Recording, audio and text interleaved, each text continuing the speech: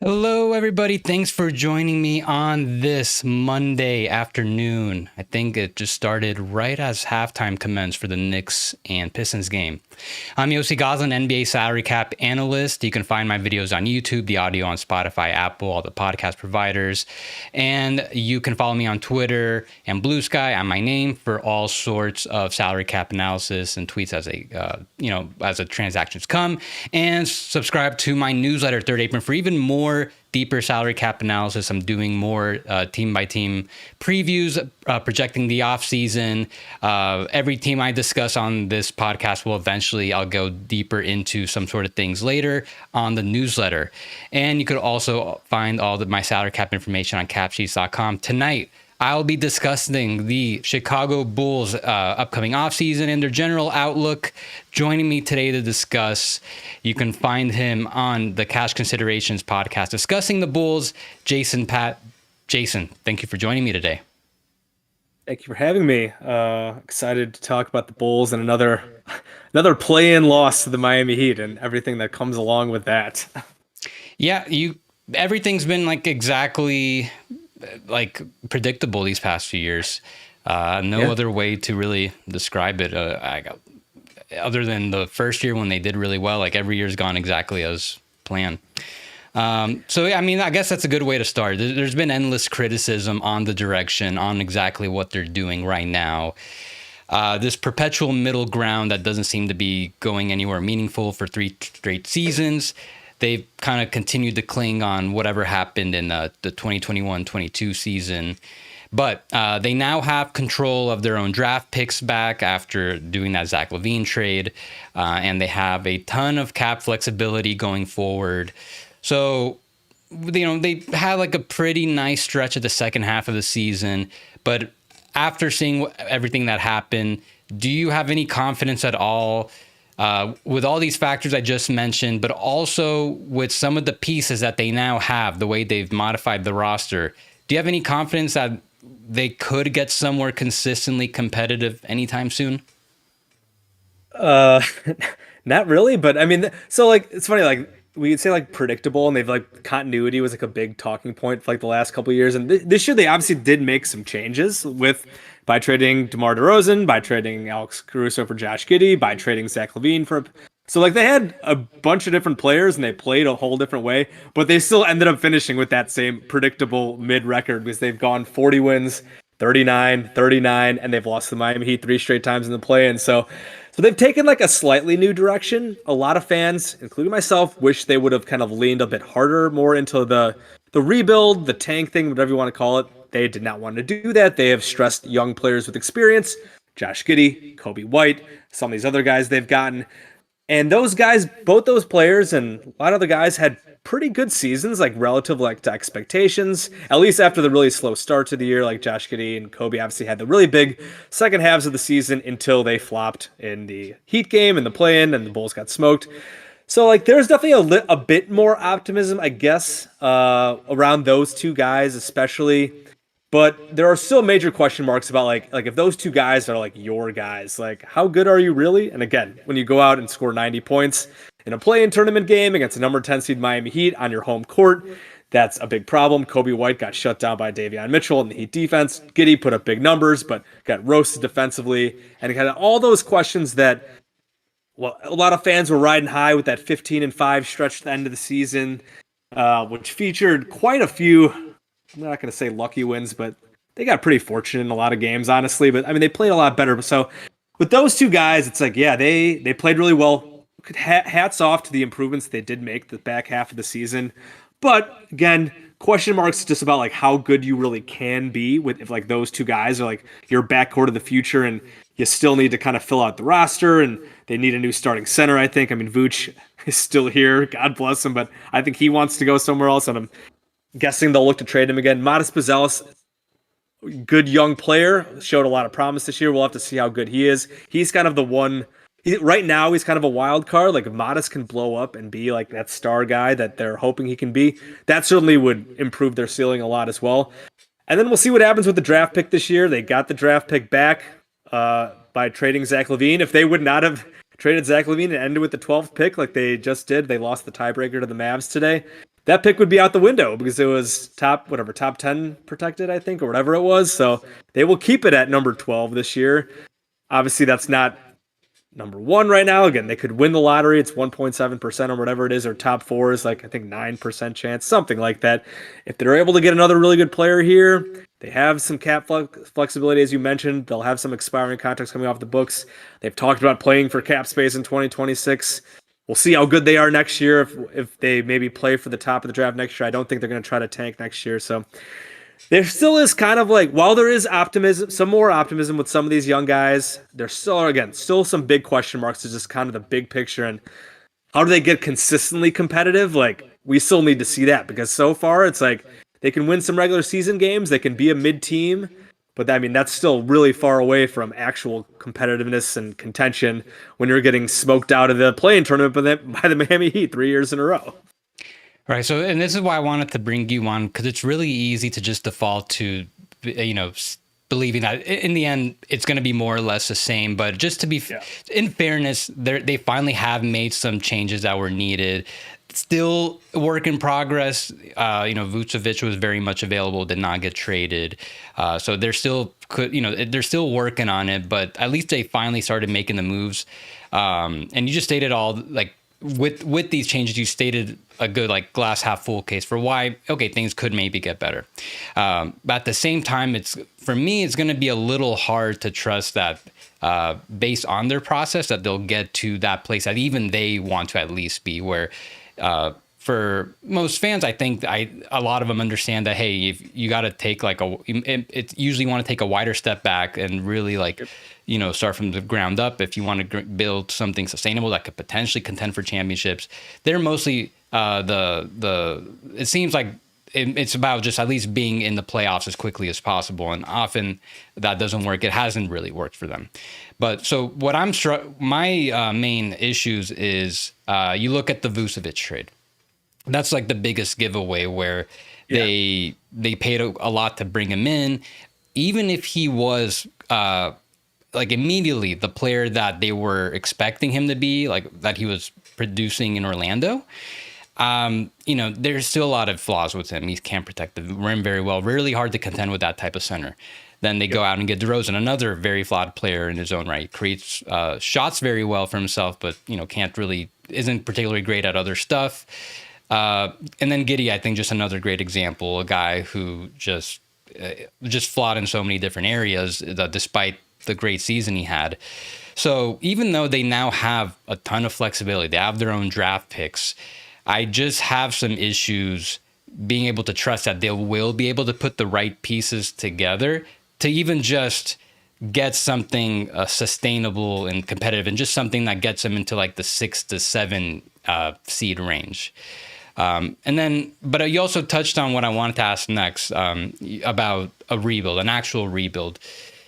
So, I mean, do you think the consensus, I know you can't speak for the whole fan base, but do you think the consensus would want a full-on rebuild, understanding what exactly that entails? I think a good portion of the fan base would. There's obviously Bulls have a huge fan base, and like some people just like are against like that kind of thing and like tanking, like, and they're just like, no, why would you do that? Like, we have these exciting young players who showed improvement, like, again, like moving forward, like, why would we do that?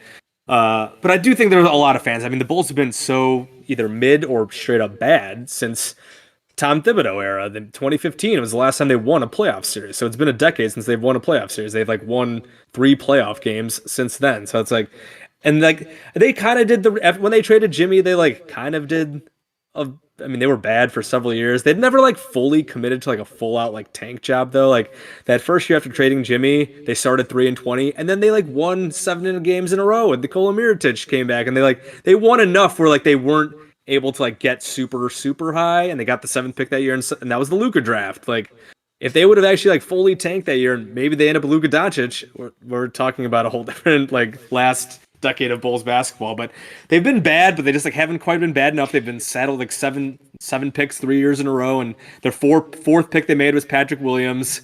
So like there's, again, I think some fans would be like, like we've kind of done this too long, where we've kind of been bad. Let's try to win as many games in a row. But I thought, and I think a lot of fans would have been fine with this year, like, all right, we're moving off these guys. let's use this year to draft whatever, kind of try to get in the Cooper Flag mix, which they still could win him if they get lucky. 1.7%. That's what they won when Derrick Rose when they got Derrick Rose. So maybe they'll get lucky again. But this year and then next year, you got the draft with Cameron Boozer and AJ Debonsa and Darren Peterson. It's like, all right, maybe these 2 years we just kind of reset this thing. We'll play young guys. We'll play through the draft, try to build through the draft. They didn't trade. They obviously had Zach and Vooch to start the season, and like both those guys like were really good to start the year. And the Bulls were like around 500 halfway through the year. So like, even though they kind of fell off for a little bit, and then they kind of picked it up again once they traded Zach, like it was just the tanking thing was just not going to happen. They went full out while so many of those other teams tanked the rest of the year in the East. The Bulls are going super hard to get in the play-in tournament. That's kind of what their mantra has been. And now next year, like I said, could they try to maybe make some moves to set themselves up for a high pick next year? They certainly could. I don't think they're going to, just based on what AK has said. Their mantra hasn't really been like, we're going to build through the draft. It's like, we're going to try to build a competitive team and hope to use like that as like a stepping stone to getting to the next level from there. Like that, while again, it's not necessarily like totally like going to fail. Like that could work, but I know like building from the middle like that can be a bit tougher. Like a lot of teams, there's trading for a superstar, whatever, signing one, or you're getting one high in the draft. I mean, you look at a lot of the teams that are the best teams right now with high seeds draft. I mean, Thunder, Celtics, Cavs, a lot of high draft picks that have hit. A lot of teams just with high draft picks that hit. And the Bulls just don't seem like they want to do that. Like I said, hopefully they get Modest can turn into a really good player and whatever they end up with this year. And if they keep the pick this year, we'll see. And then again, like next year, I would be totally fine if they tried to rebuild next year and tried to get AJ Debonsa, Darren Peterson, Cameron Boozer, one of those guys. I don't think they're going to do it based on everything that they've kind of shown as a front office. So we will see which direction they decide to go. Now, the counter to that could be, so I discussed the Kings on Friday, and they're also in a similar trajectory, just a direction. They just want to just compete from the ground up, compete at all times. If they do take a step back, very brief. And a lot of times that they did take a step back, it was very much unintentional. Like they just ended up being very bad and they ended up getting a high pick. The Bulls kind of had that going on after they traded Jimmy Butler. They ended up getting some very high selections to get Wendell Carter and then Kobe White. Then did they get anyone in 2020? That was Patrick Williams. Okay. Oh, Patrick Williams. And it's easy to forget about Patrick Williams. Yeah. So they had that unintentional tanking, and on one hand you can think, okay, well maybe a couple guys get injured and they can get like one they're now in the lottery for the second year in a row, but maybe next year they can actually go for like a very high pick. The thing about that is they have Billy Donovan, who I think's been like pretty good, like really good. I don't think he was like top 5 in Coach of the Year, but I think he's kind of like right on the tail end of that. Like even before the trade, they traded Zach LaVine. They finally got him playing at a level that made another team want to trade for him in that contract. And yeah, it just feels like he's really going to help raise the floor to a certain level where, yeah, you're not going to be able to like fully bottom out, it seems. So yeah, just like, I think we're kind of in the same page. Like this is just the plan and we're just kind of trying to see it through and like how they could potentially maybe get to where they want to be. But the history suggests it's just kind of unlikely. Right. Yeah. And I think they're probably banking again on like Josh Giddey and Kobe White, like taking another step. And again, like they did improve this year, and we'll talk more about both those guys. Yeah. But with Giddey and his free agency and Kobe, and he's on a cheapo contract right now, and he'll be a free agent next year. Yep. Big decisions on both these guys, but like it's just the question is like even as they got so much better, like they're just so like they have fundamental flaws in their games where like I just don't know if they can. If those guys are like your 2 stars, like you're like you're gonna win probably 40 some games. Like it seems like you're gonna be a mid team. Like we talk about even like Vooch, like those Magic teams. Like Vooch put up huge numbers on the Magic, had some pretty good teammates with like Aaron Gordon and Evan Fournier and those guys. But like that was like a perpetual like 42 or 43 win like 8 seed team, and like that's kind of what you worry about. Like if you're paying Josh Giddey and Kobe White, like ton of money, and they're paying Patrick Williams a decent amount of money too. Like, unless they somehow luck their way into another, again, whether it's Mattis or there is a trade that really works out, or they sign somebody that really works out, it's just like hard to see those two guys leading you to like 50 wins and like real contention. So a lot of stuff has to go right, and they had a lot go right this year, to be honest, and they won 39 games. Like that, and they were super mid, and they got smoked in the play-in game. So there are just big questions about how this thing builds from where it is. I think both players prove that they're great complementary pieces. Yeah, absolutely. They're good players for sure. I look at Portland that had like a very similar type of season where they had Denny Avdia and Tumani Camara be their two best players. Like, okay, like that's great, but like if you're gonna build something forward, like those guys cannot be your two best players. You want to be like your third and fourth option. So I feel the same way with Giddey and Kobe White. If you can get that high-end star, maybe an even better second best player, okay, now we're talking with something. And I don't like. And if you look at where the holes are, yes, like specifically at the wing, if they could get like one real good like all-star level wing and then like a better big man, okay, maybe they could do something. But yeah, without the draft and I don't know who could potentially be out there that they could potentially go for. But they have good complementary pieces. Like I would leave it at that as far as like what AK. Well, like there was the whole like running joke after AK's press conference at the trade deadline where he talked about they were talking about getting star players. And, AK was like, what? I'd like to build a championship contender with 9 or 10 really good players, and like everyone just like, yeah, sounds great, man. Like that's not really how it works in the NBA. Like you need at least one like two-way star player or whatever. One, maybe not even two-way, just one high-level star guy, and then like another like really good like two-way player. You need to have a two-way team to win a championship. Like Kobe White and Josh Giddey are not exactly those guys. So like you can put together a team of 8 or 9 Kobe Whites and Josh Giddeys, and like you'll be a pretty good regular season team. But like, are you gonna win? Contend for a championship? No, sir, you are not. So like when AK said that, like so many in the fan base just like rolled their eyes, and because it's ridiculous. Like you're not going to win a title with just like, oh, here's a bunch of pretty good players here. Like you can have good regular seasons that way. And like I mean, earlier this year I referenced like the Rockets as a team kind of like that. The Rockets are a young team. They have a lot of really nice players, but like when it comes down to it, they scored 85 points in their first playoff game yesterday because they just don't have a guy who could that guy yet. Like maybe Amen Thompson can be that, but like, and the Bulls are obviously nowhere near where the Houston Rockets are right now. It's like there's just like so much improvement and growth that still has to be done. So you need a star player. And it's like, where's that going to come? Yep, the middle build can get you those complementary pieces, but generally does not get you those high-end top 20 guys you need. So, yeah, let's move on to the actual offseason then, and we'll start with Giddey. So I'm looking at their salary cap sheet right now. Whoever's watching, you can see the exact sheet I'm using on the Bulls page for capsheet.com. And they already have the roster like mostly set. They already have 13 guys under contract. I'm assuming Javon Carter is going to pick up his player option, but they'll be about $47 million below the tax. So they have plenty of flexibility if they want to upgrade the roster, use the mid-level, do an imbalanced trade where they, take on more money than they're sending out. Most important free agents are Trey Jones and Josh Giddey. So Giddey's going to be the priority this summer. He's going to be restricted. He's got that $11.1 million qualifying offer.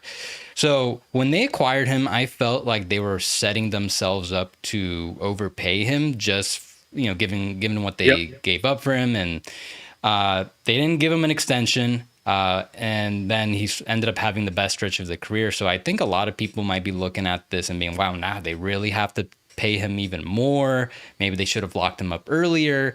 So I think on the surface, a lot of people look at him in terms of like what he produced, he'd be like a $25 to $30 million a year player. I think that's a fair conclusion for people to get into. However, someone, I forgot who I spoke to, reminded me that the Bulls often prefer to let their free agents test the market. And then I'm looking at the roster. Yeah, it's like exactly like a Kobe White. He became a free agent. They got him on that very cheap deal. Patrick Williams, who I think that was mostly like, hey, we drafted the guy. We got to Patrick Williams was the one who they did not. Deal. Yeah, But they either did way, not they let let him him hit the test the market. market. I would assume I'll hit the market. So this summer, there's only right now one cap space team, which is supposed to be the Nets. So the only way he can get more than the mid-level, or essentially get what he deserves, is either with the Bulls, the Nets giving him an offer, or some type of sign and trade elsewhere. So a lot of factors that could limit what his contract eventually ends up to could make the situation a little more complicated than many might even expect. So given all these different factors, how do you see Giddey's restricted free agency potentially playing out? Yeah, so like Giddey had such a crazy season just to start. Like he was brutal the first whatever 2-3 months before they traded Zach, and it was like you talk about like should they have extended him like beforehand? And I was like no, like he's at like a low point coming off what happened with the Thunder last year. Like he got benched in the playoffs. They were gonna move him to the bench. He traded for Alex Caruso. Like I did not want to rush into anything unless it was like a super team friendly deal. He had no reason to sign that. So like there was no surprise that they were not able to come to an agreement last offseason. So then this year he starts the year and he's terrible for the first 2-3 months. He was brutal. And the Bulls were 14 games under 500 at one point. Like it was trending towards like is Josh Giddey is he gonna take the qualifying offer? Is he gonna get like a short like a 1 year like somewhat big deal or like 2 years? And then he plays the best basketball of his career for the last 2 months. He shoots like 50% from three, almost whatever it was. He just kind of I mean he just looked much better. Got to the free throw line. He like doubled his free throw rate. Was finishing a bit better, and just I mean the shot coming along like it did was crazy. And the Bulls just fired their shooting coach, who helped a lot of guys shoot, Peter Patton. Underrated, kind of bad move by them in the last week, but so yeah, now it's like like Giddey's gonna get that 150. 150 is like the number that keeps going around because that's like I think that's what Jalen Suggs got. I think that's what like Emmanuel Quickly got something similar. Some of these other that's like young guards. And it's like, well, if those guys got it, like Josh Giddey just had this huge stretch here, like, and he's only 22, 23, whatever he is, like, then he should get that too.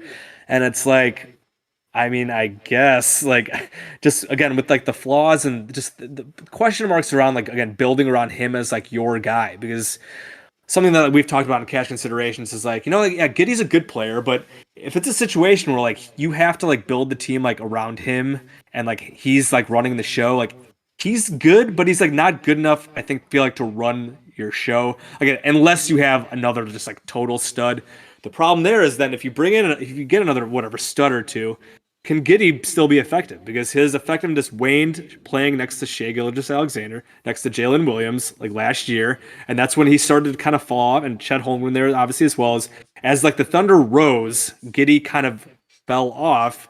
And again, they traded him, and this year there's the title favorite. They've won 68 games historic regular season. They did not miss Josh Giddey a bit. Alex Caruso, great fit for their team. And now with Giddey, like, okay, if you give him 150, like and you're like letting him run the show again, just like where's your ceiling as a team moving forward?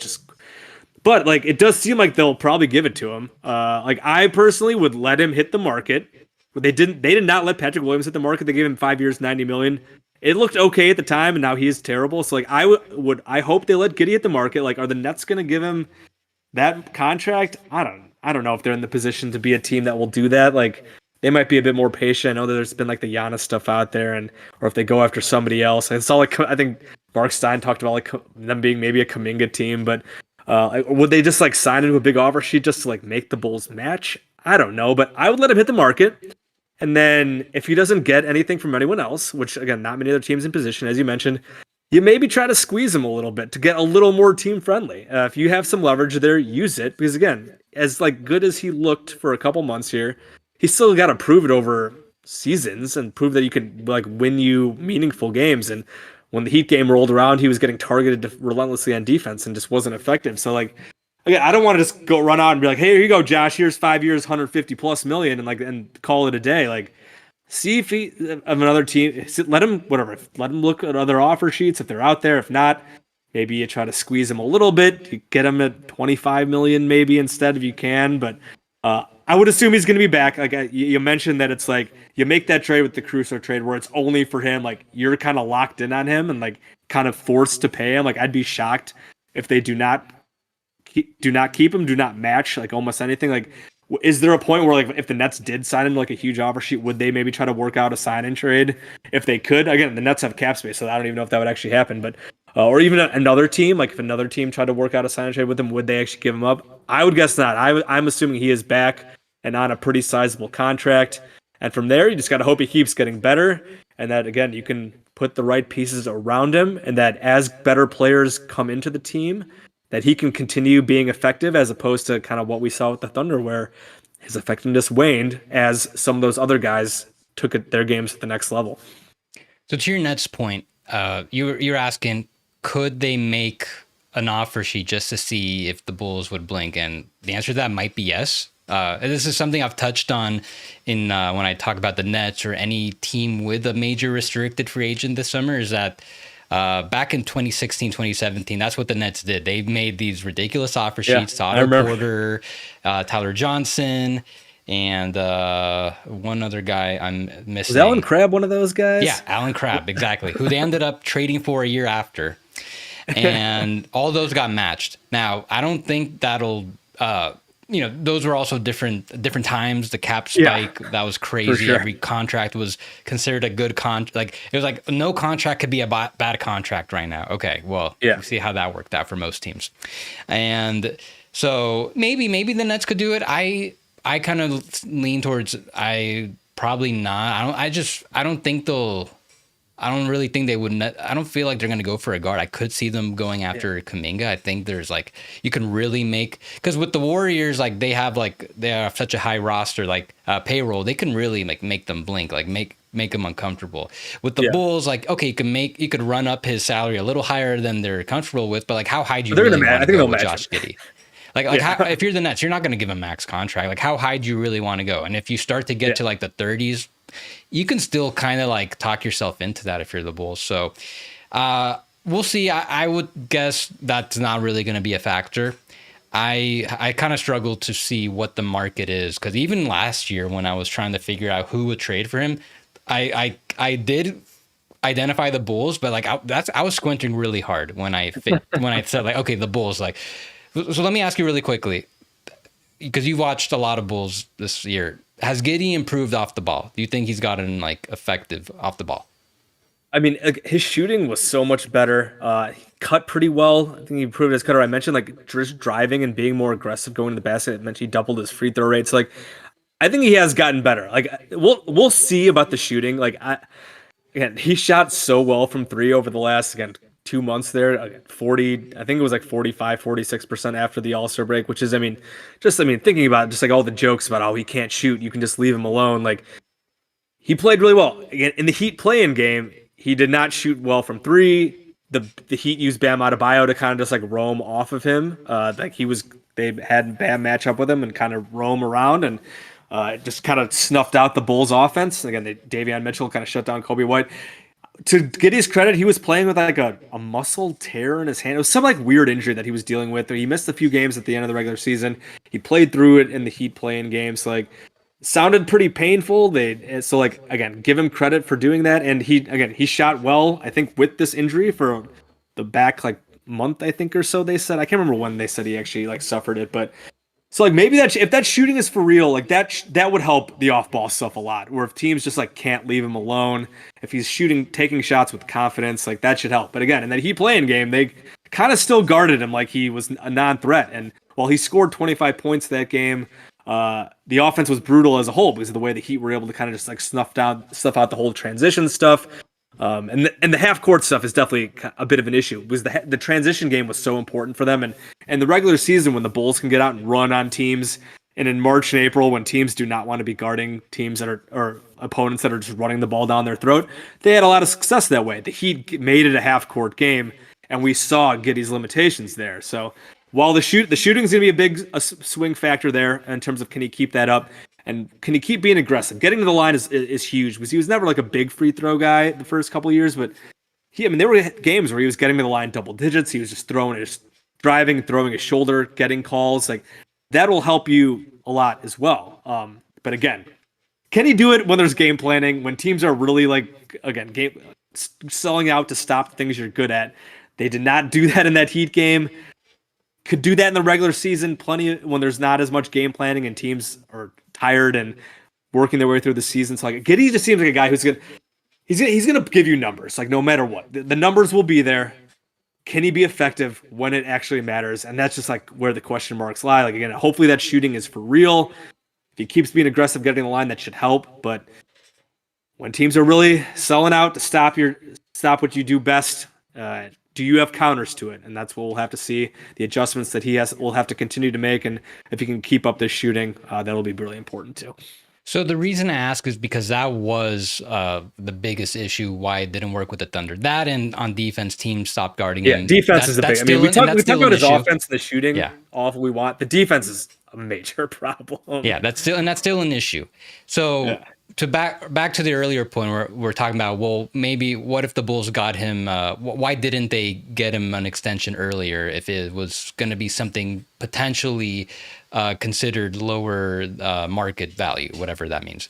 And I think it just the way it ended with OKC was just so bad. Like you had to see how it worked a little bit first. For sure. And okay, so maybe he now is going to get a little bit more than what they were hoping, but at least you now know for sure that, okay, you have something functional there.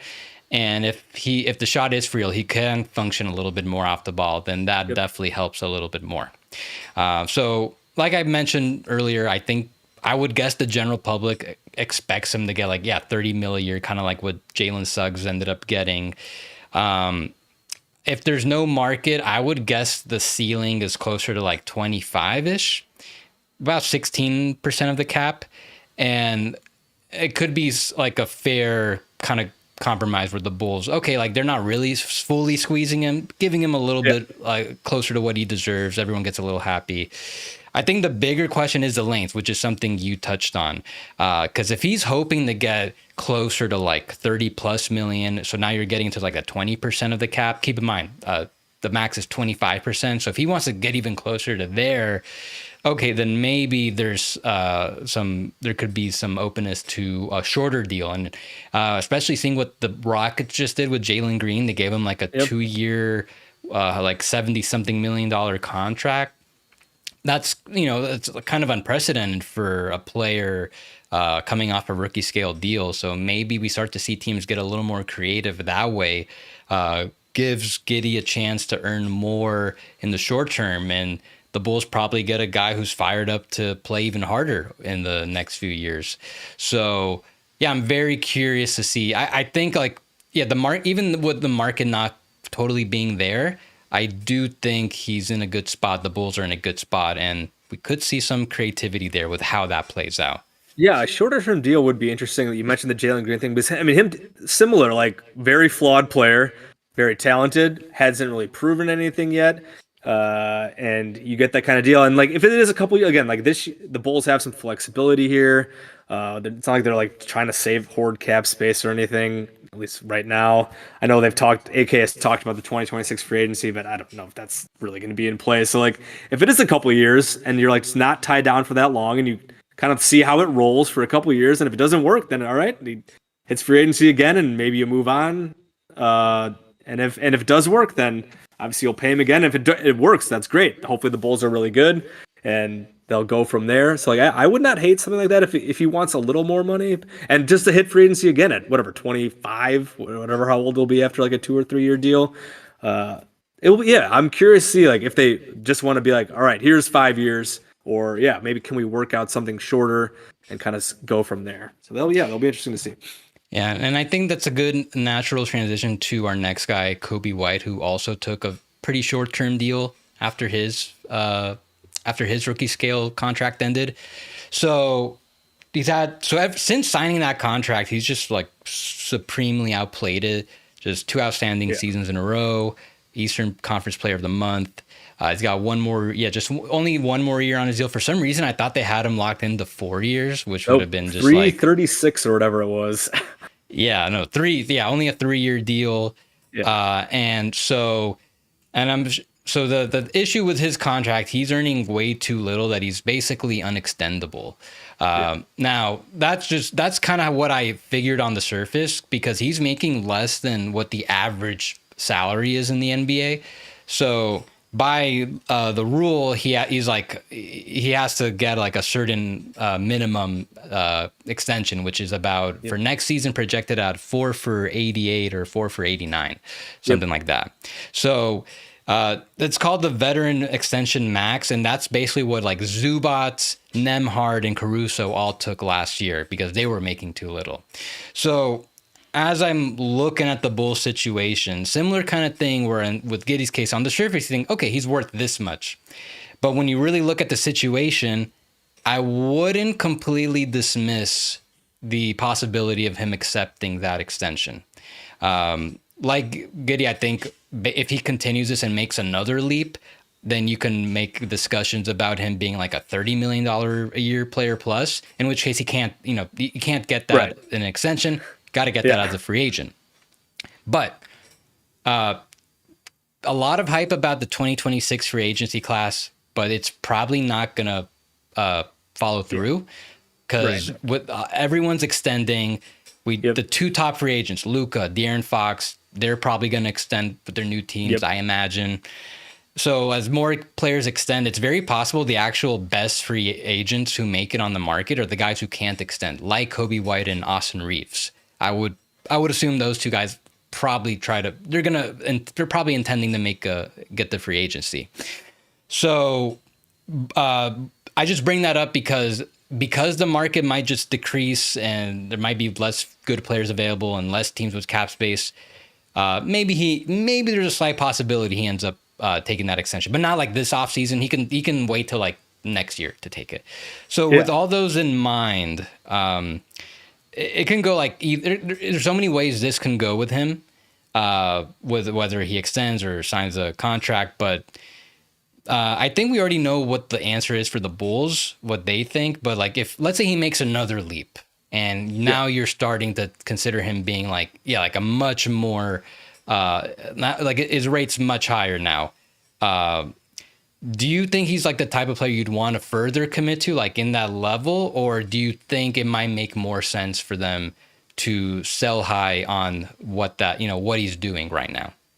Yeah, Kobe's career has been really fascinating because like I was ready to trade him like several years ago, and like I mean when the year the Bulls were really good, like he was I think that going into those playoffs, like he was bad, he was unplayable, and then like he's had these hot stretches, and then like last year he started horribly, and then Zach gets hurt. 2 months of just like all-star level basketball, kind of fell off at the end of the year. This year I was hoping again for like, all right, big Kobe White season, see how this goes. And he started and he was just like okay again for a couple months. Zach LaVine gets traded again. Common denominator. Zach goes out. Kobe White turns into like an all-star level player, and this year he was even better than he was last year for those couple months. So now it's like with him and Giddey again, it's just kind of similar where they're both very good players, but just like how much can you, especially if you're keeping both of them, like how much money can you commit to those two guys as like franchise cornerstones and like really expect to be really, really good? Like I said, I give so much credit to them for improving how much they have, but again, there's still question marks there. So like I thought they should have looked to trade Kobe this deadline. Like I thought the Magic and Thunder would have been both really interesting teams there to talk with. Some other teams too. There were reportedly interest in him, but the Bulls didn't seem to have any interest in trading him. And then he has this great close of the season until the Heat playing game where he was 5 of 20 and had 6 or 7 turnovers. Davion Mitchell basically just destroyed him, unfortunately, which he struggled in last year's Heat playing game too. So it's like, going into like next season, I would assume he's not traded this offseason. I would not think he's going to take that $89 million extension. He can sign that all the way through next year? Is that what you said? Yep, so like, up until like I would guess he would want to like bet on himself at least to start the year, and like if he comes out like you said and takes another leap, like there's no way he's taking what is that, $22 million a year? Like no chance. Like he can technically sign that. You know how free agencies now were like they moved it up to 3 p.m. Yeah. But so you can start negotiating. Well, so it's still technically the previous season. He can see free agency play out a little bit and then still sign it. Oh, all right. Yeah. So like I would assume like if he's gonna that extension, he will be waiting on it. Like there's no way like this offseason is he gonna take 489. Like so I would assume not. Given how he closed the season, I would assume he'll be betting on himself to get even more than that. So Yeah. Again, does that mean should the Bulls look to trade him? I mean, the Bulls should be open to basically anything. So, like, if they do want to look and see what's out there for him, like, again, I think he's really, really good, but he's just another guy where it's like, how good is he really when the chips are down, when teams are game planning against him? If you're getting shut down by Davion Mitchell and must win, I know Davion Mitchell's a good player and he's shown a lot with the Heat this year, but like he just hasn't consistently shown enough outside. He's had these stretches of games or again, month or two, just hasn't really put together like a full season of like all-star level ball. And again, he hasn't really played many games that matter. Struggled in these last couple playing games. He didn't really do much when the Bulls were in the playoffs against the Bucks a few years ago. So like he still is relatively young though. So like again, I don't think they'll trade him this offseason. I'd be surprised unless it's for somebody, I guess, a bigger trade package. Who that would be, I don't really know, but so yeah, like I do think that they should probably explore the market just to see like, if you could get like if someone's willing to give you like a ton of like draft capital for Kobe, I think you would have to consider it just because again, while he's really good, I don't think like he's that good where like you are gonna ultimately like regret trading him if you get like a really good package back, just with where this team is at in general, and they still need legit blue chip talent and Kobe's very good. I just don't think he's quite that, and I don't know if he'll ever be that. He has kind of blown away my expectations in general. Again, like every time I kind of lose faith in him, he then like takes this game to another level. So maybe he does have like a whole another level that he can reach next season. He becomes just like a legit all-star level player, but he's still got to show it. And again, until like that happens, like I think you're gonna have to look into trading because again, yeah, and like I do also just wonder like what does he think about like the Bulls' future, like. That's part of it. Like he might not want to stay around here. He's been with the Bulls for what, 6 years now? Like he's won one playoff game in his career. Like he might want to look elsewhere. So like if he like signals that he would like to go maybe explore the market, another situation where like if we were in danger of losing him, like either look to trade him for something now or maybe you work out a sign and trade later when he hits free agency. I don't know, but some of this will also come down to what he's looking for too. So yeah, so, it really is a tough situation with both guys, honestly, just because they're good. It's with good, not great players, and when you're trying to build a team with these guys, it's just like how much is the right amount? How much can you afford to sink into these guys when again they haven't really proven anything for real? So yeah, it is tough. So you just brought up something really interesting. But first of all, yes, I agree. The Bulls. I think they just have to gauge the market on him no matter what. We don't know if they truly did this season. We never really. I don't think I really saw his name in any like solid rumors. There was a rumor about like the Knicks, I think. And like I said, the Magic would have made a lot of sense, but like I never saw any concrete reporting like like the Magic offered this for him or anything. Like I saw nothing. Just like there was interest. Yeah. Bulls said no, and like that was basically it. I've seen just more so like. Just people speculating, what would make sense if the Bulls actually traded Kobe White along with some of these other guys that they have on the market. Right. And because it would make a lot of sense if they were able to capitalize on him with the 1 year left on his deal, with the way he's playing. So I think, no matter what they have to at least just listen to offers. Trusting 100%. Them to capitalize on it is another thing because the reason I ask it, like your opinion, if you think he's a guy that they should fully more commit to, if he does make another leap, is just because, and he doesn't qualify for this because he's much younger, but the Bulls have, one of their biggest issues is holding on to guys longer than they should, than not getting really anything for them later. DeRozan, Levine, with Vucevic, I would imagine it's going to kind of play out the same way. Now, Kobe White, like I've always, for some reason, up until this year, thought he was like a really small guard, and no, he's like 6'5". He's not that small. Yeah. So he's actually like pretty big for like a point guard, but now I think he's playing more of a. Now that he's playing off ball more, it's like a little more. I think his position makes a little more sense. So I only asked just to see like, I think we're in agreement. They definitely have to explore it. Now, one thing that could spark something, you mentioned, what does he want? Well, if he gets a feeling that he's not going to get like such a strong offer from the Bulls, even more than whatever his extension maximum is, well, there's no better way to get paid than getting traded to a place that wants you. Right. So he can try to leverage that, and that might work out for him. And then he gets to a team maybe that like has no cap space, and then they end up paying him more. I think at that point, then it's just for the Bulls, like, what are you getting back? And seeing they haven't done really any player trades at all over the past, like between the Markkanen sign and trade and the Giddey trade, that had done like no player trades, literally nothing. It's unbelievable. And then with Caruso, when they traded him, I still got to say it's still kind of a questionable return given the reports of that they could have gotten multiple picks, despite how good Giddey has been. Based on that, you can probably assume that if they trade Kobe, they're going to want like players back ideally. I think that's what they'd probably get. Unlike with Levine, I just think the market was so low. Like that's all they could really get. Like just being able to get off that contract and then getting their own pick back. So that's what I would imagine if they end up doing for Kobe. In which case, that's not exactly what I would do. Is like if Kobe doesn't want to be there anymore, then in all likelihood you might be getting a little worse.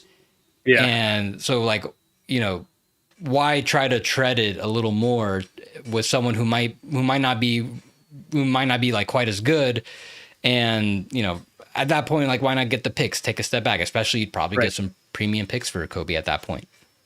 Yeah, right, exactly. The problem is it just doesn't seem like the front office just again has that appetite to do that. Again, if it's a situation where Kobe tells you he wants to go and like just that's what you're getting in a trade, like they certainly should look at that, like a picks package, but what they've been just pushing the young players with experience. They like want their retool to like have a shorter like transition period. They just do not seem like they want to play the picks game like at all.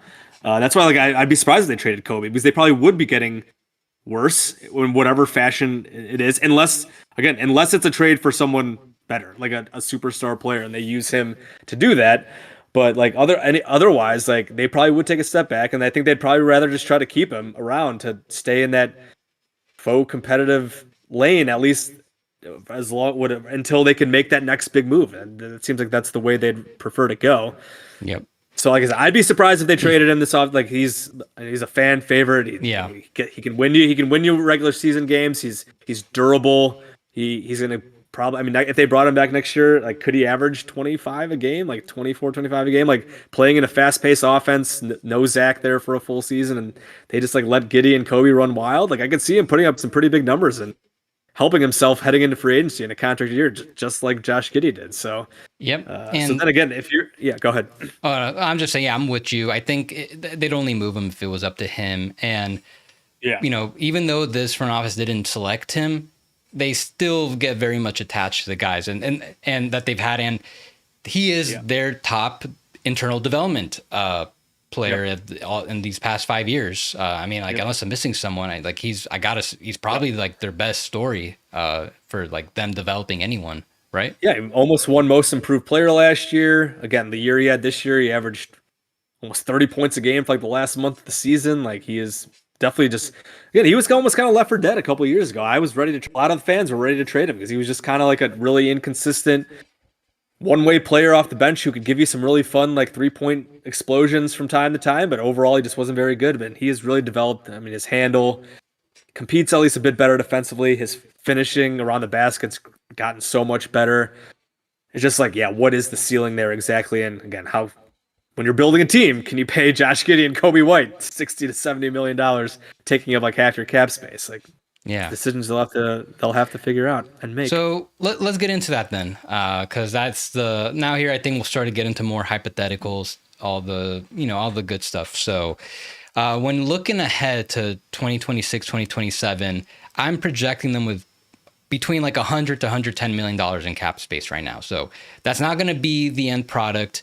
Mainly because that doesn't include salaries for Josh Giddey, who's a free agent this summer, and Kobe White will be a free agent next summer, among other guys. So just kind of they're going to have a lot of flexibility though. So like if you just want to say get Giddey, let's say he gets around $25 million a year, which is something we kind of, we could see that kind of being the ceiling for this summer. And then Kobe White, let's just say again, like maybe around 25, maybe he gets more. Let's just give them those placeholders. So now you're taking away 50 million in that amount.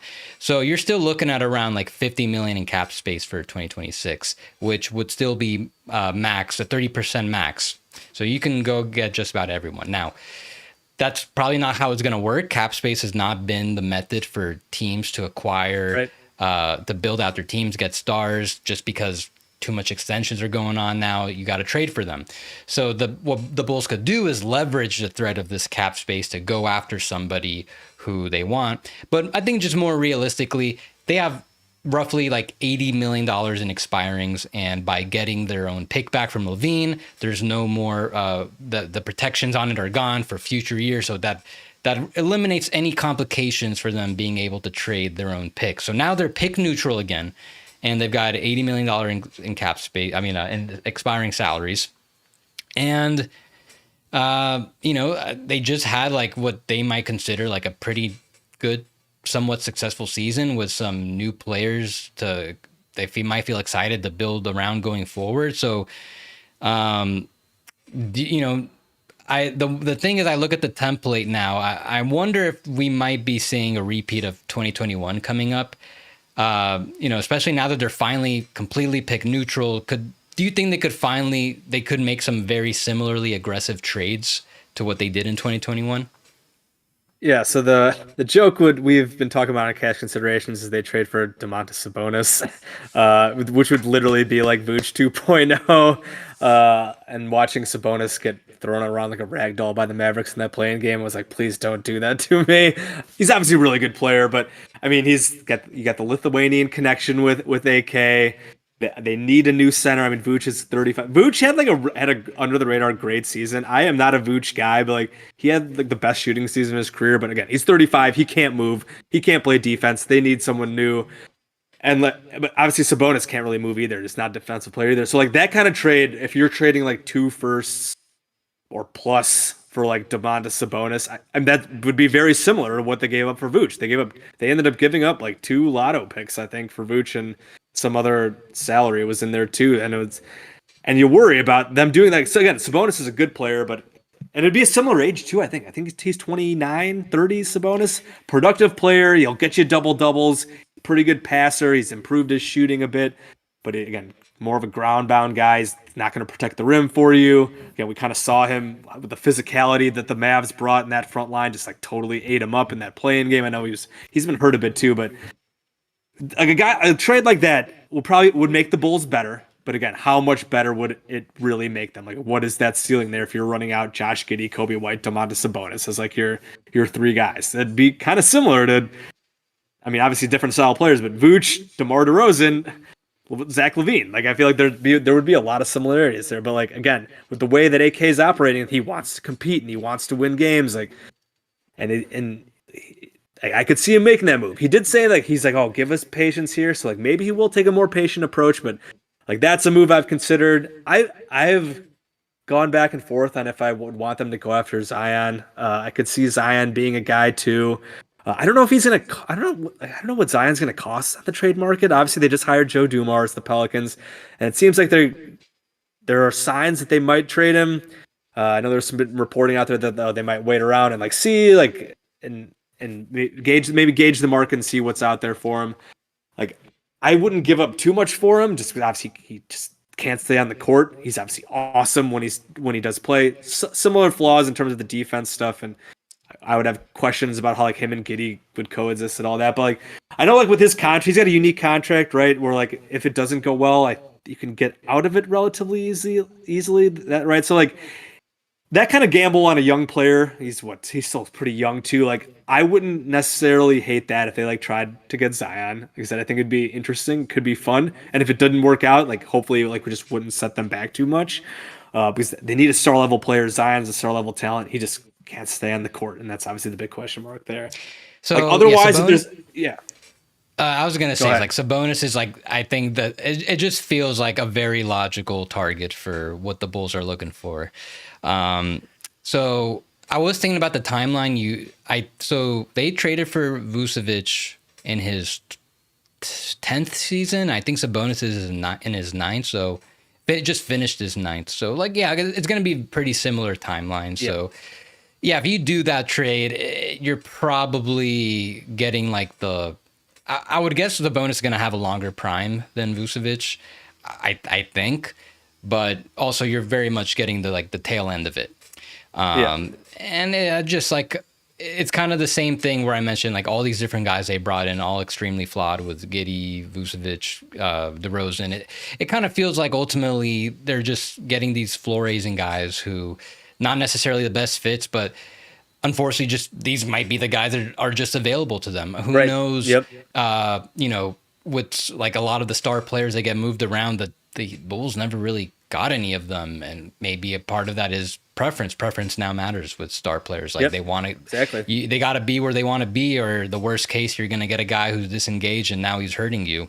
With Zion, I like that actually. I couldn't, I don't think I'd be upset if they traded 2 firsts for Zion, especially I like the at least with the Vucevic trade.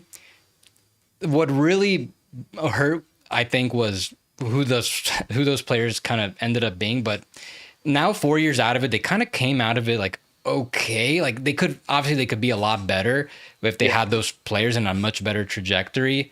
But I think like they were able to get some like decent players along the way, like getting Aidasumu in the second round, and like they came out of it like given what they gave up, the Bulls didn't come out of it totally horrible. And now they're at pick neutral again. But if you bring in Zion, yeah, you can get off that contract.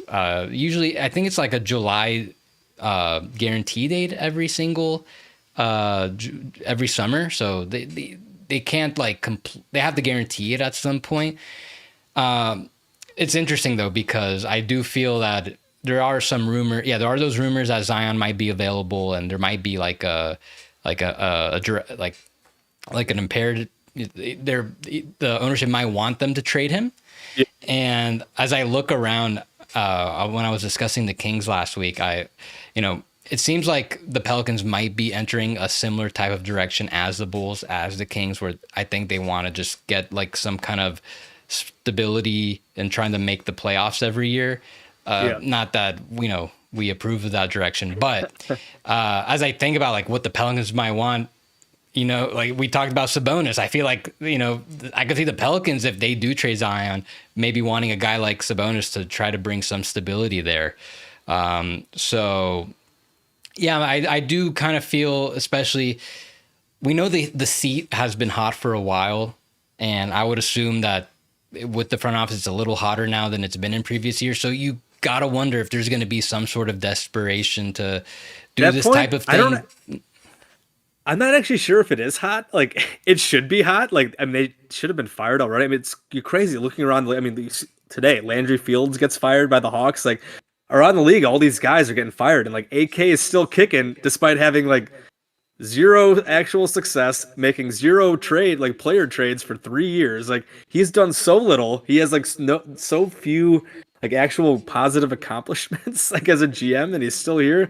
So I honestly have no idea. Like Bulls ownership, that's like just a whole bigger conversation about Bulls ownership's always slow to make moves. They're like loyal to a fault. They're cheap. They don't want to fire guys until they really, really have to. So like, I honestly have no idea if AK or like and Billy like are on the hot seat. AK loves Billy. I mean, Billy did a good job this season. Like he certainly like doesn't deserve to be fired, but like at some point when you've been going 4 or 5 years and just like spinning your wheels going nowhere, usually ownership wants to just try something new and go in a new direction. The Bulls just have not shown that. So yeah, I am curious, like what would it take to get AK fired at this point? Like, does he feel he has to do something like that? Or does he just like want to? Because that's just a kind of his ethos of a general manager is we want to try to compete as much as we can, and like so we don't take a step back. I would have thought like that with the tanking thing, like that he could sell that for like job security and be like, hey, like we're gonna rebuild this thing, give us a few years and save my job for a couple of years. But like with the fact that they're like trying to win games, but if they don't win quite enough, like maybe that will actually get them fired if they stay in this middle and like can't get out of it. So I am curious, just like what ownership hasn't really said anything about it. There's been no rumblings that AK is on the hot seat. So like I'm not sure if he's feeling the pressure to do it or if he just would do it because again he wants to try to win more games and try to get to that next level, which again, there's something to that. I think there's something admirable, but not necessarily like always defaulting to the tank route. But at some point, like again, when you're just winning 40 games year after year after year, it's like, all right, man. And again, he's done so little otherwise to improve the team, to take that steps back. It's just like we've never really just said, there's been like no clear just like what are you doing? Like I just like when they were doing pretty good, they didn't try to get better, and then they just kind of kept the same thing going for a while. And now when it seemed like they could get worse to play through the draft, they aren't doing that either. So yeah, it's just like it does feel like again a Sabonis move or some type of like desperation move would make sense and could be the play for them from like what they've been doing, but I honestly just have no idea, which kind of makes it more interesting and fascinating. I'm would just like where his head's at on what he needs to do. So yeah, Yeah, it's gonna be an interesting summer. I feel like the potential for them to make that type of move, it's a little bit of both of potential hot seatness going on, Yeah. but also a desire to to make that sort of move. I have a theory because the previous regime, you probably also like was stuck around a lot longer than Yeah. a lot of Bulls fans probably were hoping. My feeling is their seats were hot for a while. Is it possible that that's how, the ownership kind of wants the pressure on at all times to see if that kind of, produces some short-term results? Yeah, I don't know. Like it doesn't feel that way. Again, it just feels like the Bulls execs have cushy jobs and they can kind of the Bulls they're going to draw fans no matter what. They're like almost always first in attendance. The one time that they like weren't like in the top whatever, that's the year they fired Garpax. That was like the either right COVID year or right before it or the year after, whenever they got rid of him. I remember it was during COVID or like on the Yeah, onset of it. Like I think the league yeah. just shut down. Yeah, so like I know like even like when they started bringing fans back or whenever even maybe even before that when like I think they had was that COVID year that was like after the All-Star break thing shut down. What was that? February or March, whenever that it was March. I think that year leading up to that point was that year All-Star game was also in Chicago and like there was like no Bulls representation. Like Zach LaVine was on like ESPN and like fans were like chanting "sell the team" or like saying stuff like there was like legit embarrassment there and I think attendance before COVID was also actually down. So I think like that actually sparked like, hey, like fans are actually losing interest. Like we need to make a change here. Just like the actual embarrassment. We haven't really seen that yet. Like I said, Bulls were really high in attendance again this year. But if like apathy does start setting in again, and like there's just like no whatever again, no improvement or like no like real young guys that you can sell again. They have Modest right now, which I think is helpful. And Kobe and Giddey are to plenty of casual fans. I think they're easy to sell as likable guys and exciting players. Um, so yeah, I think like overall, like I don't know, like ownership. If they're making their money, they got their home play-in game. Like I don't know if how much they're like really pushing. Like either way, I mean, there were rumors last year that they pushed AK towards the play-in, like that they could have instead of trying to blow things up last year at the deadline. That the ownership was like, no, there was like a mandate to try to make the playoffs.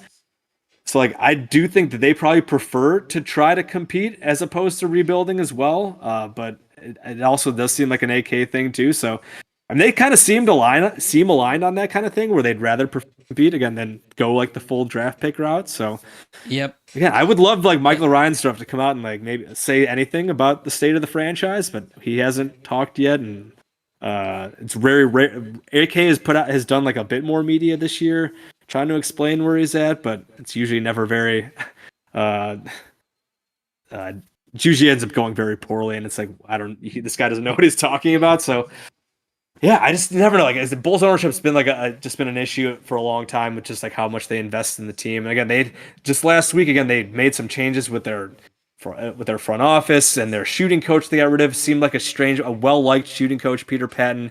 Seemed like players were not happy that will not be returning. Again, they got a pretty small like analytics staff as well. So like it's just you always question whether ownership's fully invested in like making them the best they can be. They infamously rarely pay the luxury tax. So like, are they satisfied with? Hey, like okay, like your competitive teams, like you're making the play and you're like kind of whatever, maybe you can make the playoffs like that, and that's okay. It would be great if they were a bit more cutthroat and we like knew that they like yeah, like there's actually pressure and this guy's on the hot seat, but everything that we hear, like that's just not the case. And like that AK is like safe and he can kind of do what he wants. And as long as he's got the team like relatively competitive, that everything's fine. So Yeah. yeah, Yeah, even without that element, I would guess that I think there will be some sort of motivation just to make some sort of move, because if a guy yeah, like Sabonis does become available, I don't think it'll be too difficult for a team like the Bulls to get in the mix and potentially get something like yeah, that done. Like for us, a very good like all-star level-ish, but mostly sub all-star guy. Like if those guys are available, the Bulls are just now well positioned to make that sort of move. And I would expect that they would make those moves sooner than wait for next season, especially now. Like they went for it after, they made their one selection, Pat Williams. Like they believed in him so much that they were willing to send out 2 future picks and use up all their flexibility to build around him and Levine. Now they'll have gone through 2 lottery picks, Matas Buzelis and whoever they get now.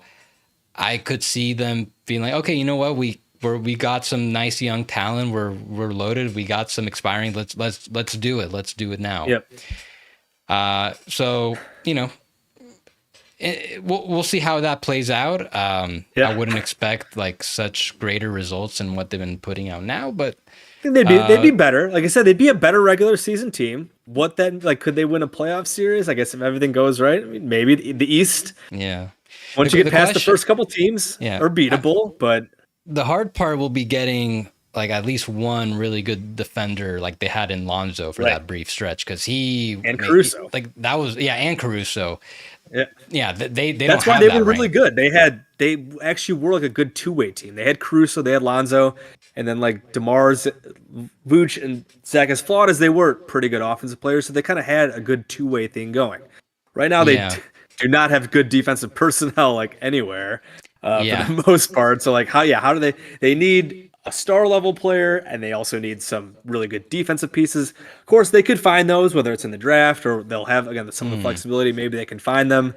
But again, I mean, there's so much work to do to get to a level where they can yeah. really compete and meaningfully win games or So win maybe meaningful games. I could get behind a little bit if the big trade was trading for some 3-and-D, not a star, but like a really good starter in that regard.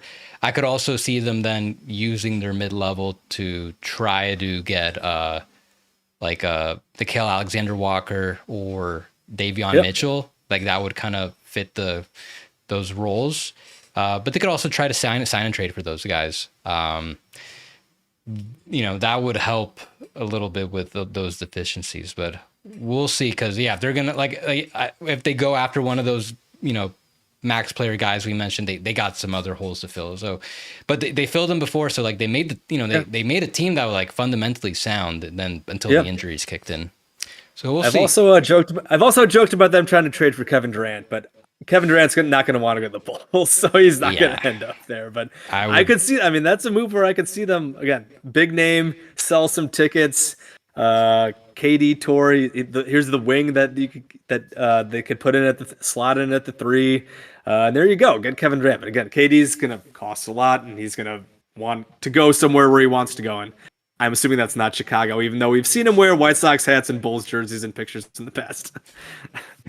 Yeah. Well, I think that's about everything. I think we got a lot more covered than I anticipated with the Bulls. Like before I went into it, I didn't even I couldn't even think about them potentially being one of the bigger wild cards. And lo and behold, yeah, I think they might be one of the bigger wild cards for like making a big move this summer. So I'm definitely keeping a lookout on them now. Yep. Well, Yeah, I would be fine. I'd be fine if they'd honestly run it back and be patient. Like I would still be cool if they tried to play for the draft next year. Like if they ran it back and they don't get quite as much like luck in the season, maybe they end up being bad and they get one of these top picks. Like I would be totally cool with that. I'd be still fine if they tried to just be patient. AK asked for the fans for patience, so maybe he actually will be patient and just kind of do the young guy thing and build through the draft. But I do not actually think that's gonna be the case, because it would not surprise me one bit if they try to make a big splashy move. I don't remember. I've joked about LaMelo Ball too, but there's no reason to make that trade because you have Giddey and Kobe there. Like that's not going to happen. That's not worth it. But I was trying to think if there's like anyone else out there, like big splash name. Where, I mean, Trae Young's not going to happen. Like, I don't think they're going to trade for a guard like Ja. If he goes, like I don't think he would either. Yeah, So like a lot I of always keep guards. It coming back to feels. Sabonis and Zion. It's those two guys were like it just seemed like Yeah, would be really Bulls moves. So I think most yeah, of the names right now are guards, which the Bulls don't need. yeah. So yeah, it's hard right now to identify the front court guys. I guess we'll find out more as the playoffs occur Giannis, and just teams wait get till eliminated. the Bucks flop out. Giannis will just travel right down the highway to Chicago. Jokic, if the Nuggets flop out, Jokic, there's a big Serbian population in Chicago. Maybe if that totally falls apart in the next couple of years, they're gonna be first in line for Jokic. So that's Hey, that's the nice yeah, pipe dream route. AK was in Denver. Maybe that was the grand plan. Yeah, exactly. Yeah, AK was part of drafting Jokic, so that's the long term plan is Jokic in like 2027 if things fall apart in Yeah. Denver. All right, man. Well, hey, this was a lot of fun. Thank you for your time Absolutely. doing this. Yeah, I mean, you got anything coming up that we should be on the lookout for? Just Cash Considerations podcast. Me and my guy Ricky O'Donnell. We'll probably record this week. We got to talk about the Bulls firing Peter Patton, their great shooting coach. Start probably looking ahead to the draft. Ricky is a big draft guy. I'm not a big draft guy. I always rely on Ricky for that. So we'll start now that we know that they're 12th in the lottery. We'll start looking at some draft stuff. So yeah, we'll probably work in a pod this week. We usually just put out like a pod a week. We'll talk some playoffs too. So yeah, check out Cash Considerations. Check out ClutchPoints.com too as well. I don't really write there that much, but we cover the NBA. We'll be covering the NBA playoffs really deep. My guy Brett Siegel does a lot of reporting there. And then we have a bunch of beat reporters covering the playoffs all over the league. So please check out ClutchPoints.com as well. That's it, I think. There we go. Yeah, and it's all written there. Cash Considerations Podcast. You could follow him on Twitter and Blue Sky. He's Bulls J. I'm Yossi Goslin, NBA Salary Cap Analyst. You can follow me on Twitter at my name. You can watch the videos on YouTube, audio, Spotify, Apple, all of that.